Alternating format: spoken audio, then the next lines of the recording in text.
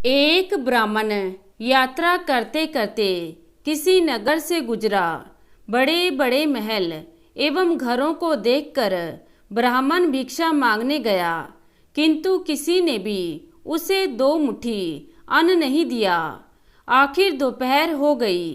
ब्राह्मण दुखी होकर अपने भाग्य को कोसता हुआ जा रहा था।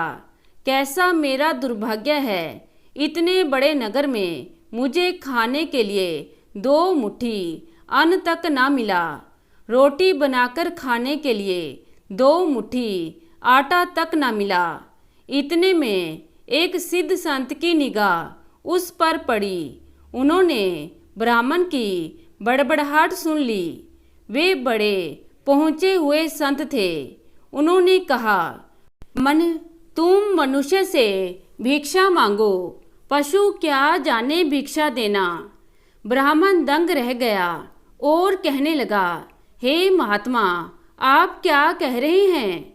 बड़े बड़े घरों में रहने वाले मनुष्यों से ही मैंने भिक्षा मांगी है। संत ने कहा, नहीं ब्राह्मण, मनुष्य के शरीर में दिखने वाले वे लोग भीतर से मनुष्य नहीं हैं। अभी भी वे पिछले जन्म के हिसाब से ही जी रहे हैं। कोई शेर की योनि से आया है तो कोई कुत्ते की योनि से आया है, कोई हिरण की से आया है तो कोई गाय या भैंस की योनि से आया है। उनकी आकृति मानव शरीर की जरूर है, किंतु अभी तक उनमें मनुष्यत्व का निखार नहीं है। और जब तक मनुष्यत्व नहीं निखरता, तब तक दूसरे मनुष्य की पीड़ा का पता नहीं चलता। तुमने मनुष्यों से नहीं, पशुओं से भिक्षा मांगी है। ब्राह्मण मुंह से तो कुछ नहीं बोल सका, लेकिन ब्राह्मण का चेहरा इनकार की खबरें दे रहा था। सिद्ध पुरुष तो दूरदृष्टि के धनी होते हैं। उन्होंने कहा, देख ब्राह्मण, मैं तुझे यह चश्मा देता हूँ।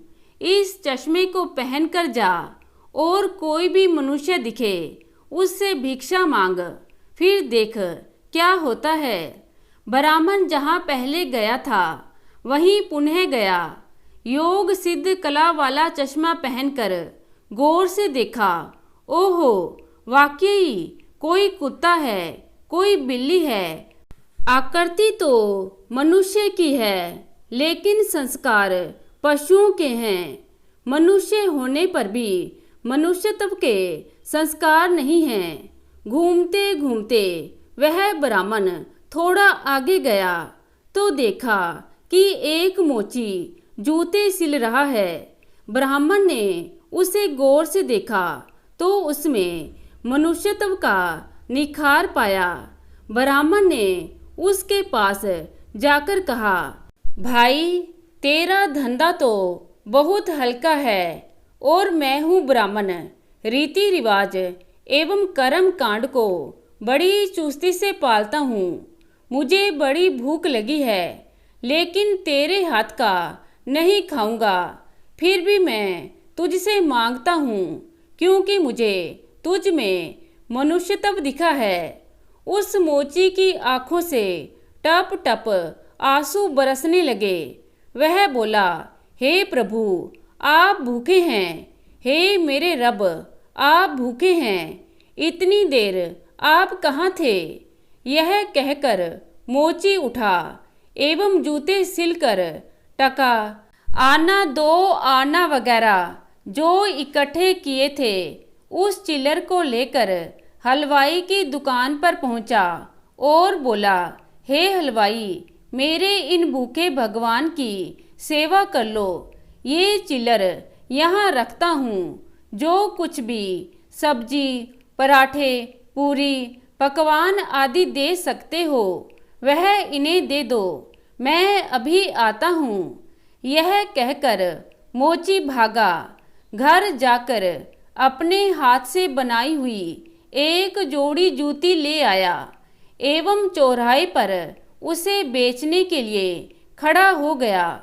उस राज्य का राजा जूतियों का बड़ा शौकीन था उस दिन भी उसने कई तरह की जूतियां पहनी, किंतु किसी की बनावट उसे पसंद नहीं आई तो किसी का नाप नहीं आया।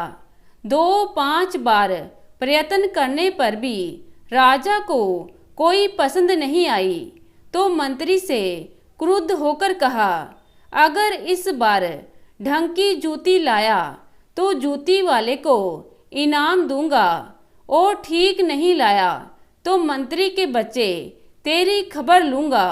देव योग से मंत्री की नजर इस मोची के रूप में खड़े असली मानव पर पड़ गई, जिसमें मानवता खिली थी, जिसकी आंखों में कुछ प्रेम के भाव थे, चित्त में दया करुणा थी। मंत्री ने मोची से जूती ले ली एवं राजा के पास ले गया। राजा को वह जूती एकदम फिट आ गई, मानो वह जूती राजा के नाप की ही बनी थी। राजा ने कहा, ऐसी जूती तो मैं पहली बार ही पहन रहा हूँ, किस मोची ने बनाई है यह जूती? मंत्री बोला, हजूर, वह मोची बाहर ही खड़ा है। मोची को बुलाया गया। उसको देखकर राजा की भी मानवता थोड़ी खिल गई। राजा ने कहा, जूती के तो 5 रुपए होते हैं, किंतु यह 5 रुपयों वाली नहीं, 500 रुपयों वाली जूती है। जूती बनाने वाले को 500 और जूती के 500, कुल मिलाकर 1000 रुपये दे दो। मोची बोला, राजा साहब तनिक ठहरिए, यह जूती मेरी नहीं है, जिसकी है उसे मैं अभी लाता हूँ। मोची जाकर विनय पूर्वक ब्राह्मण को राजा के पास ले आया एवं राजा से कहा, राजा साहब यह जूती इन्हीं की है। राजा ने ब्राह्मण से पूछा तो ब्राह्मण ने कहा, मैं तो ब्राह्मण हूँ, यात्रा करने के लिए निकला हूँ।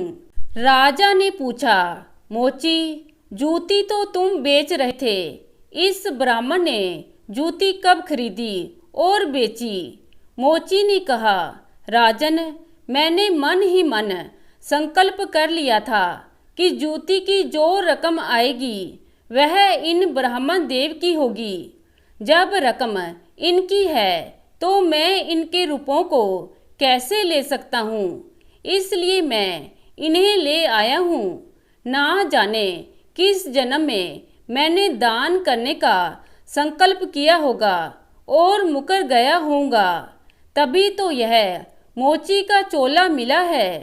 अब भी यदि मुकर जाऊं तो ना जाने मेरी कैसी दुर्गति होगी।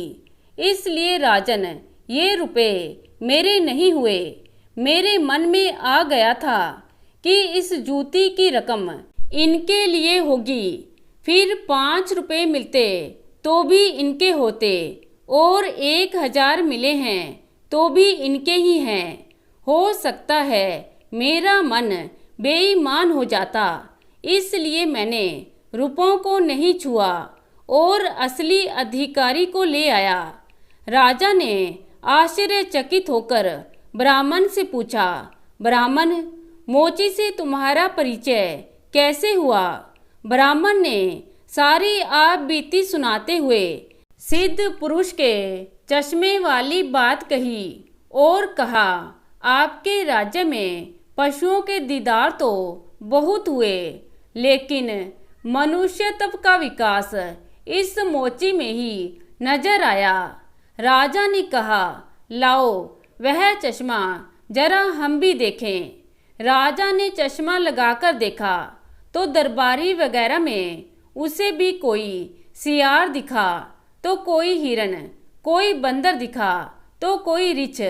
राजा दंग रह गया कि यह तो पशुओं का दरबार भरा पड़ा है।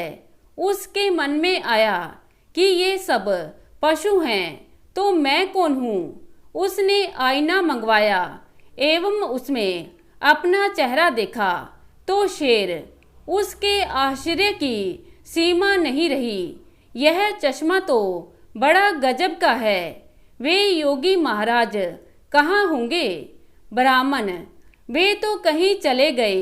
ऐसे महापुरुष कभी कभी ही और बड़ी कठिनाई से ही मिलते हैं।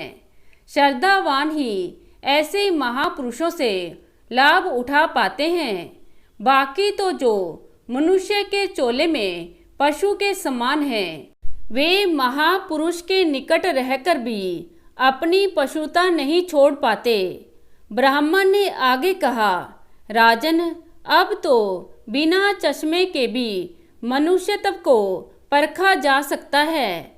व्यक्ति के व्यवहार को देखकर ही पता चल सकता है कि वह किस योनि से आया है।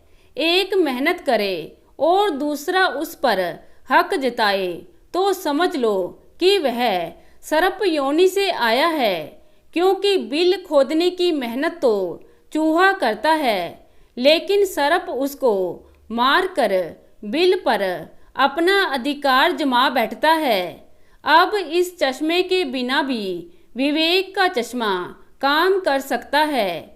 और दूसरे को देखें, उसकी अपेक्षा स्वयं को ही देखें कि हम सर्प योनि से आए हैं कि शेर की योनि से आए हैं, या सचमुच में हम में मनुष्यता खिली है। तो दोस्तों, कैसी लगी आज की कहानी? आशा करती हूँ कहानी को पसंद करेंगे। धन्यवाद।